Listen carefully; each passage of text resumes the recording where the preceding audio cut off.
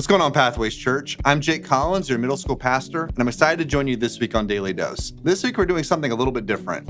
I'm sharing with you all some worship songs that I wrote in high school and college when I was first getting a sense of where God was calling me. If you're new to following Jesus, my prayer is that these would encourage you as you start to figure out your own journey. And if you've been following Jesus for a while, I hope that this will inspire you to reflect on where you started and see how far God has brought you. One of the best lessons I've ever learned in my life is to focus on the why. In other words, it's good to ask, why am I doing this? Or why are we doing this? For example, at Pathways, we're here to lead people into a growing relationship with Jesus. When I was in college, I went to a large worship gathering of the local megachurch. This church usually met in multiple locations, but for this one night, they had all the people gathered in an arena. At the end of the message, the pastor gave an invitation for people to come forward. I was in one of the upper levels, so I could see dozens, possibly hundreds of people come forward. I remember the pastor getting really excited and screaming, "This is why we do what we do! This is why we do what we do!" I couldn't get that phrase out of my head, so I went home and wrote a chorus for a song called Back to You, and it goes like this. This is why we do what we do,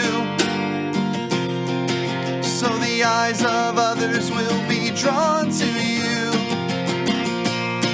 So we give you all the glory, cause the love that you've shown us is an ordinary love that flows through all we do. It all goes back to you.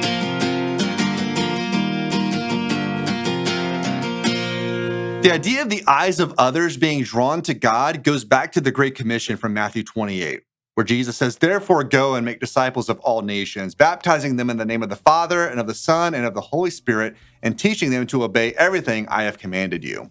And the idea of the love that flows through all we do connects back to Jesus' words of Matthew 22.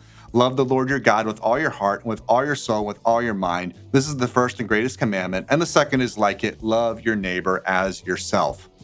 Churches might have slightly different mission and vision statements, and we as followers of Jesus have different roles in life, but ultimately we are all called to share God's truth with others, to love our neighbor as ourselves, and to give God the glory in all things.